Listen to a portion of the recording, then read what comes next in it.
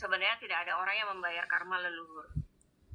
Yang membayar karma ya kamu sendiri, kesalahanmu ya kamu sendiri gitu ya. Beberapa orang kan tidak percaya dengan reinkarnasi kan. Beberapa orang tidak percaya dengan reinkarnasi. Tetapi kalau kamu percaya dengan reinkarnasi, sebenarnya kamu akan selalu hidup lagi sampai kamu tuh benar-benar energimu tuh clear ya. Mungkin secara, kalau orang Bali bilangnya moksa ya, setelah energimu bersih kamu moksa, menyatu dengan semesta. Semesta itu perwujudan dari Tuhan ya. Kalau Muslim mungkin nur ilahi ya, kembali ke nur ilahi ya. Jadi ketika kamu membayar, sebenarnya kamu sudah membayar kesalahanmu di masa lalu gitu loh. Cuman kenapa kita disuruh mendoakan leluhur kita? Ini aku berbicara reinkarnasi ya. Kalau memang kamu tidak percaya, di skip saja. Kenapa kita disuruh mendoakan para leluhur kita? Karena leluhur kita itu adalah kita sendiri, dari pola hidup yang berulang. Jadi ketika kamu mendoakan leluhurmu, sebenarnya kamu sedang mendoakan dirimu sendiri. Dan kalau kamu sekarang memanen apa yang ada di pattern kamu, ini kan pattern kamu kan, jadi mungkin kakak kamu dapat pattern yang berbeda gitu ya, itu berarti kamu sedang memanen karmamu sendiri gitu. Kamu tidak berkewajiban membayar dosa orang lain, karena syarat semesta itu adil. Ketika kamu membayar dosa orang lain, maka syarat dari semesta adil itu udah gugur gitu. Berarti udah nggak adil. Kenapa tidak adil? Kenapa kamu harus membayar kesalahan orang lain?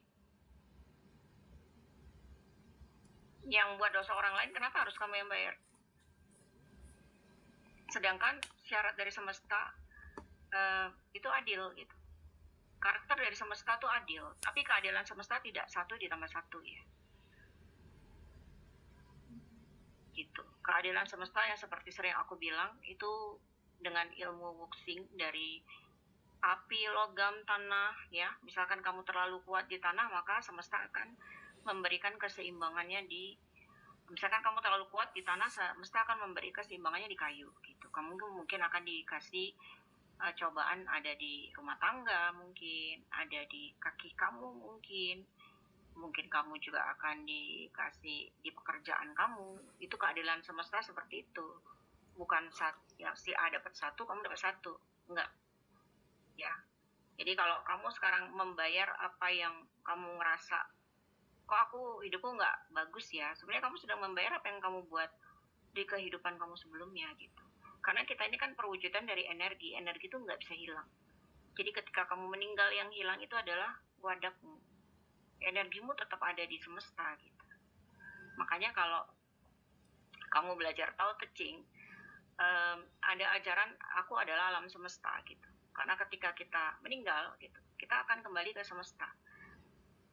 Itu kenapa kita harus mencintai sesama, karena ketika saya meninggalkan tubuh atau ketika kita meninggalkan wadak ya, misalkan nih Rahma mati ya, Reska juga metong ya, nah kita tinggal energi aku, energi kamu gitu, nyatu jadi 1 di semesta. Jadi kita itu sama gitu, nggak ada yang bisa bedain. Kita udah jadi kayak angin aja gitu. Makanya kita dibilang aku adalah alam semesta. Ketika kamu mendoakan temanmu, sebenarnya kamu sudah mendoakan dirimu sendiri. Ketika kamu membenci teman, kamu sudah membenci dirimu sendiri. Apa yang kamu lempar itu yang kamu dapat. Gitu. Kalau kamu menyeimbangkan ini, nanti semuanya akan seimbang. Karena ini kan energi. Terbesarlah unsur airmu. Karena tanahmu tandus.